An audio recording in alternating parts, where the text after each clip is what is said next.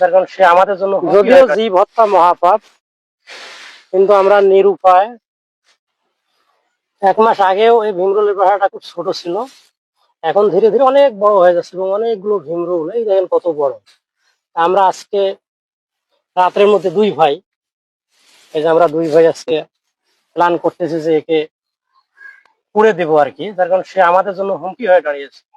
যদিও জীব হত্যা মহাপাপ, কিন্তু করার কিছু নাই, আমরা এটা আমাদের করতে হবে। না হলে বাচ্চা কাচ্চা যারা আছে বা আমরা যারা এখানে বসবাস করি তাদের জন্য রিস্কি হয়ে গেছে জিনিসটা। যাই হোক, ভাই কিছু বলেন। আমরা এটা পুড়ায় দেয়া বা ডিস্ট্রয় করা ছাড়া অন্য কিছু করার যদি কোনো অপশন থাকে, কেউ যদি আমাদেরকে কোনো সাজেস্ট করতে পারেন তাহলে ভালো হবে। আমরা চিন্তা করব যে কি করা যায়। আমাদের রাত পর্যন্ত সময় আছে, হ্যাঁ, এর মধ্যে আমাদেরকে হেল্প করেন কেউ করতে চাইলে। অথবা আমরা সিদ্ধান্ত নিচ্ছি যে এটা পুড়ায় দেয়াই আমাদের জন্য শ্রেয় হবে। বিকল্প যদি কোনো বুদ্ধি থাকে আপনারা অবশ্যই জানাবেন।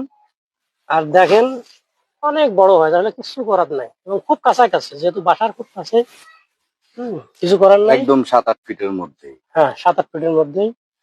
সবাইকে ধন্যবাদ। আমরা 2 ভাই কিন্তু আজকে এটা শেষ করে দিব। হ্যাঁ, আপনারা অবশ্যই আমাদের বুদ্ধি দেবেন যদি অন্য কোনো বিকল্প বুদ্ধি থাকে।